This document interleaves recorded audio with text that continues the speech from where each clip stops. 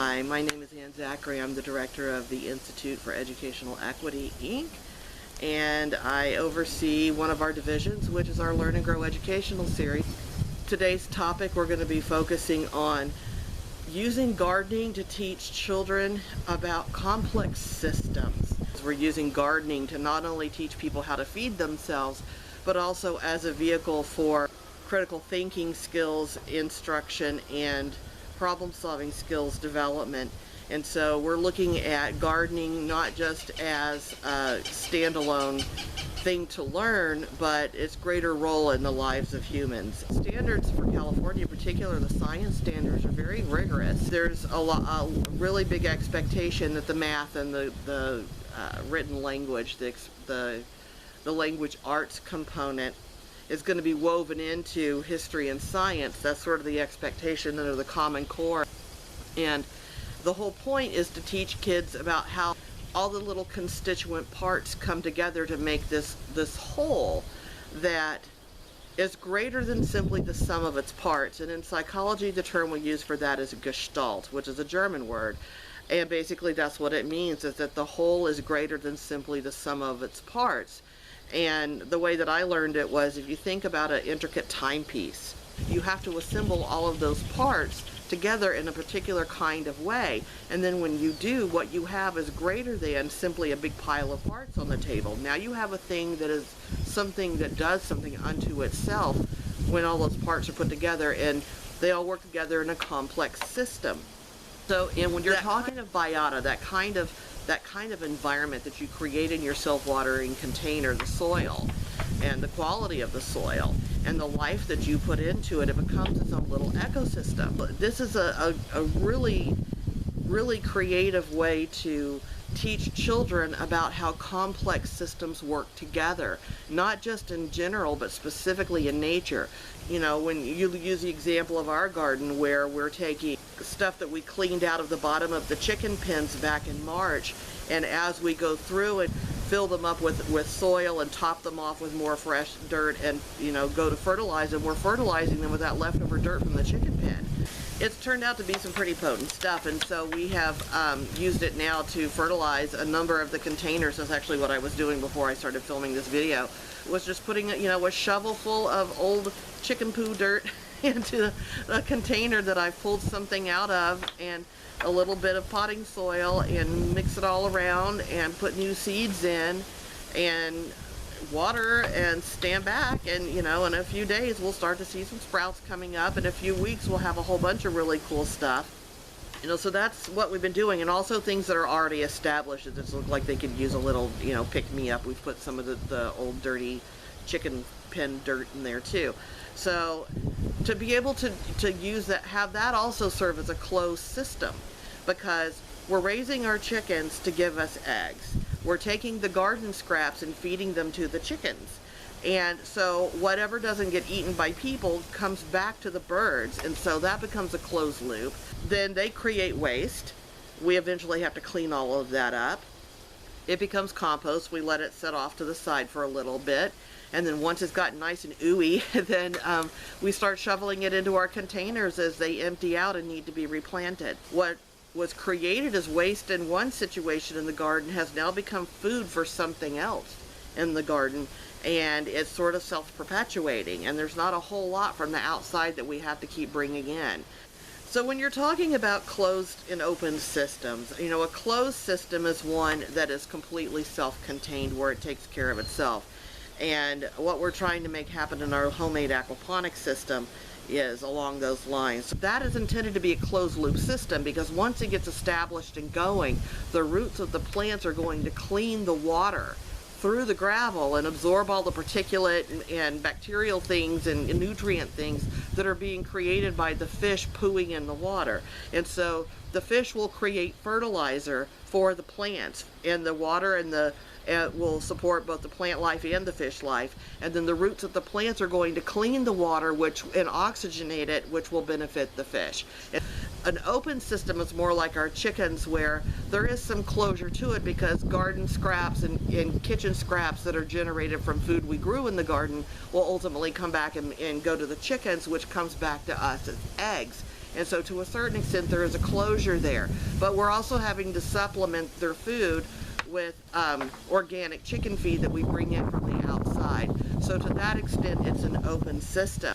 The eggshells can also come back and go into the vermiculture composter. And so we've got a composter that whatever vegetable matter, plant matter that we're clearing out that wouldn't be appropriate to feed to the chickens.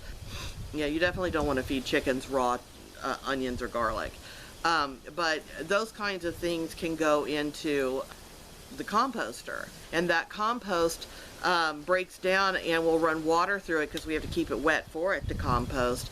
And the leachate, which is the runoff, gets collected, and then we dump that into the containers as fertilizer as well. Whatever rots in the composter becomes food for whatever is growing next. We've got this closed loop, where this closed system where we're using what we grew to make fertilizer for what we will grow down the line. And it's the systems that already happen in nature, that's just the way the universe is put together, that has allowed human beings to figure out how systems in general work. We observe these things in nature and then we repeat them in our own artificial creations. And so if you look at, like, for example, the supply chain, the automated supply chain, or especially like if you're talking about the commercialized food supply, good Lord, I mean, the industry that goes into that. So you've got hundreds of square acres of produce being grown, and these big monstrous tractors that go and you know, combines and whatnot, that go ripping through the earth and tearing things up and putting things down and cutting things and harvesting things, and then they get packaged up, and then they get trucked to some packaging plant, and then they get cleaned and prepped, and the good stuff gets packaged up, the pretty ones to go sell in the produce section of the store, and all the bumpy ugly ones get chewed up and run through some kind of process to make processed food, and that gets put into a box and vacuum sealed and shipped off and stuck on a shelf somewhere.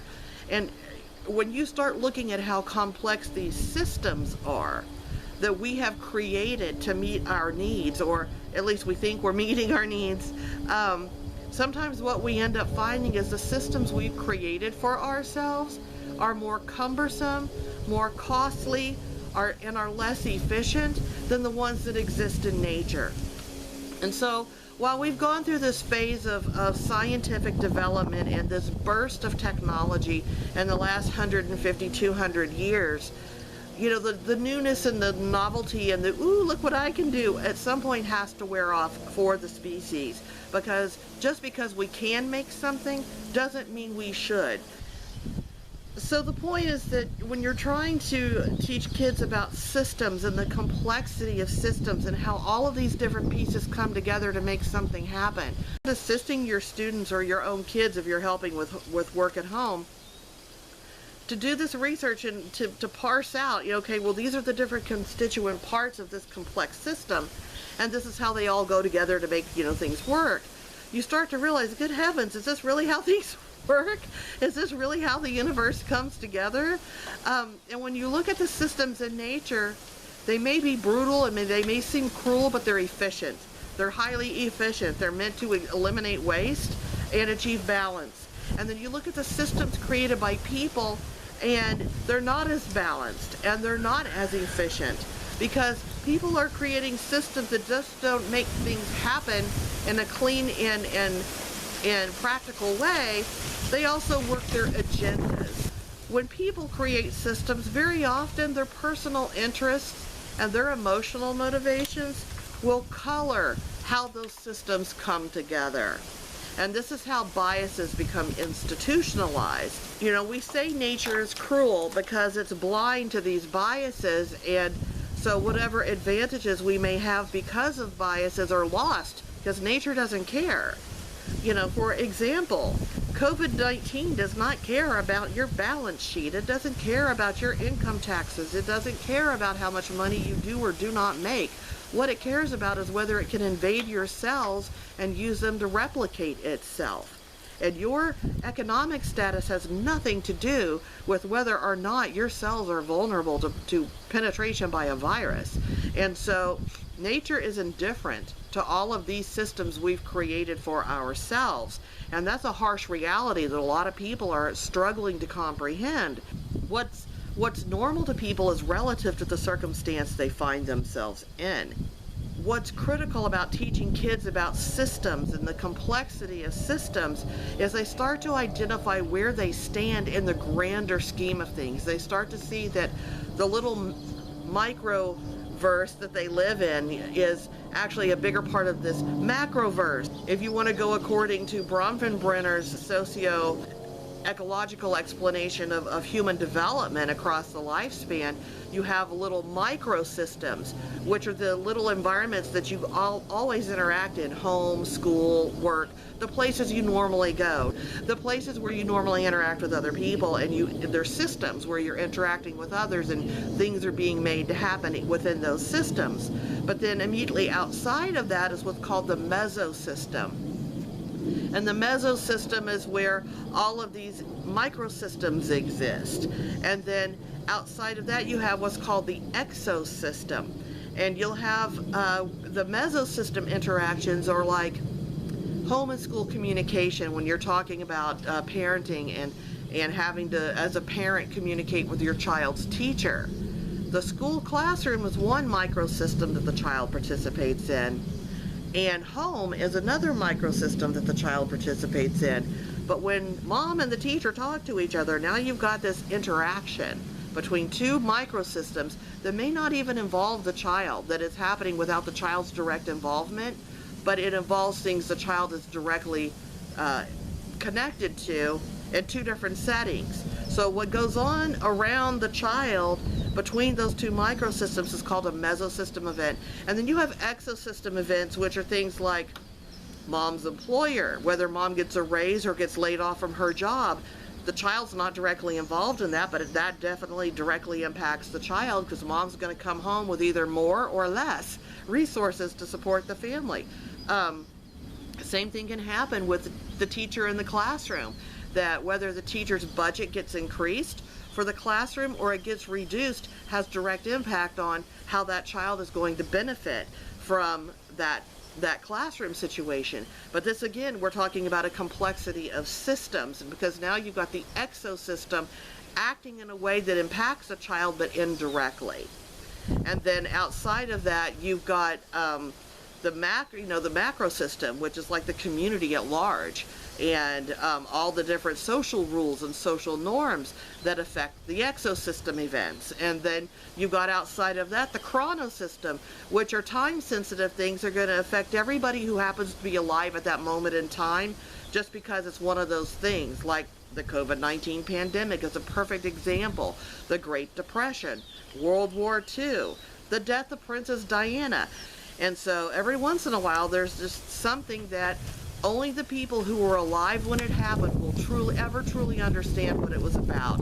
And it's going to be interesting how history remembers what's happening right now with the COVID-19 pandemic, because this is like one of the first chronosystem events of this magnitude that has this much verbatim record keeping. You have so many people taking videos at home and wherever they happen to be. Here I'm serving a perfect example of that. Here I am in our garden, adding to the public domain and the knowledge about what people can do to become more food secure, especially in times like these.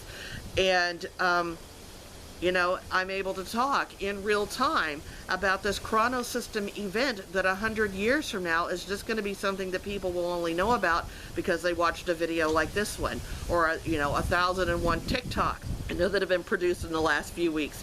And so, you know, there are these things that only those of us who are around right now are ever going to be able to fully relate to.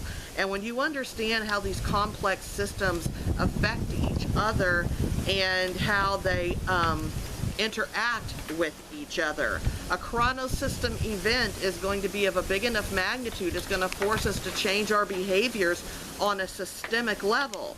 What is normal today can be completely asinine tomorrow, just based on what the facts on the ground are and how quickly they change. This chronosystem event has now changed so many people's behaviors on a global level, just with something simple like wearing a mask. And now what is socially acceptable and what isn't. Can I help you? what starts out as this chronosystem event affects the macro systems, how our cultures, how our societies, how our cultural norms change. Because now it's normal, no matter what culture you are in, to wear a mask if you're going to go outside. That didn't used to be the case just a matter of weeks ago. And that just happened globally. So now you have what was the macro system, what's normal in your community versus what's normal in another community. Now normal has been changed in macro systems around the world because of this single chronosystem event. And these macro system changes are having exosystem changes, because now what's happening? We have school closures, we have all these businesses closed, we can't interact with each other the way that we used to. All of our exosystem, all these exosystem events are happening that are affecting how we interact with our microsystems. And then it also affects how our microsystems are connecting with each other or not. When you're explaining complex systems to children, you first have to understand them yourself. And so one of the things that will be included with this video is in the links below, is I'll include links to information about Bronfenbrenner and his socio-ecological model of human development. And he made the observation that human beings are the only species that we know of at this point that is aware enough to be able to alter its environments on purpose in order to improve how we individually develop. We can shape environments that will make all of us healthy and happy.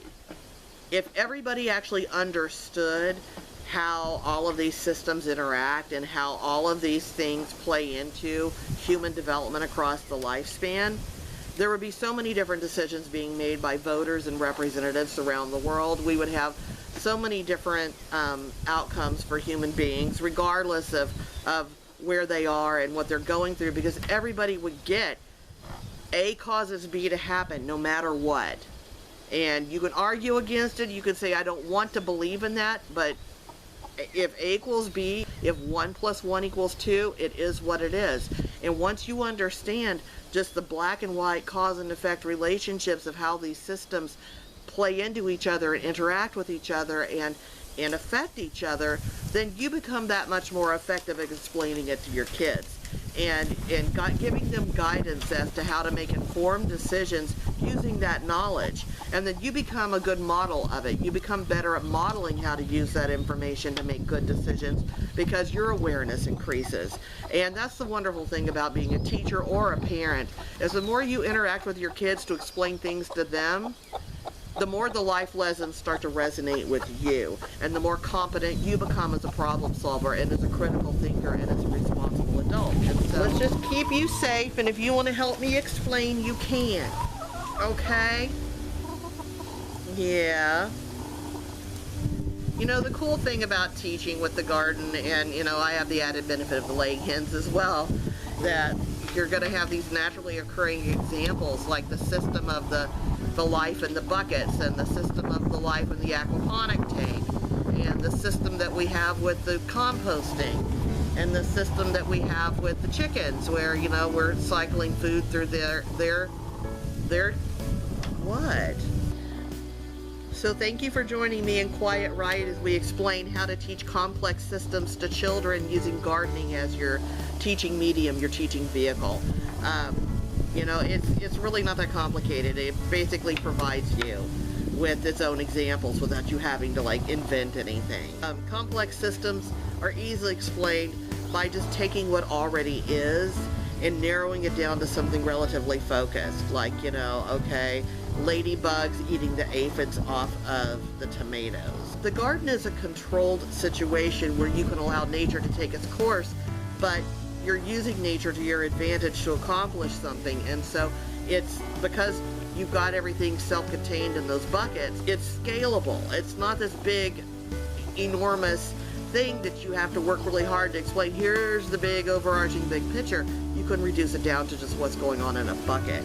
And so for kids, that makes life a lot easier when you can focus in on something that's a little bit more narrow, but it illustrates a grander point. So that's our video today on teaching complex systems to kids using gardening as your teaching medium and your teaching vehicle. Quiet Riot, and I hope that you found this informative and that you'll look forward to coming back for more information from us with our other videos. If you do like this video, please of course like below and subscribe. If you have questions, of course, you can always email us or comment below through our website. Use the contact us form. And if there's any content you think would be valuable for us to include as part of Learn and Grow, by all means, please suggest it. If there's something you're looking for and you can't find, you think that Learn and Grow might be a good source of information for what you're seeking, but you're not finding it amongst what we've already created, we're happy to create new stuff. You know, for every one person who asks a question, there's at least 100 other people who had the same question who didn't ask, but would very much appreciate the answer. So like, subscribe, support us, donate if you can. We're a nonprofit organization. Every little bit helps. Again, thank you for joining us, and we look forward to having you join us again soon.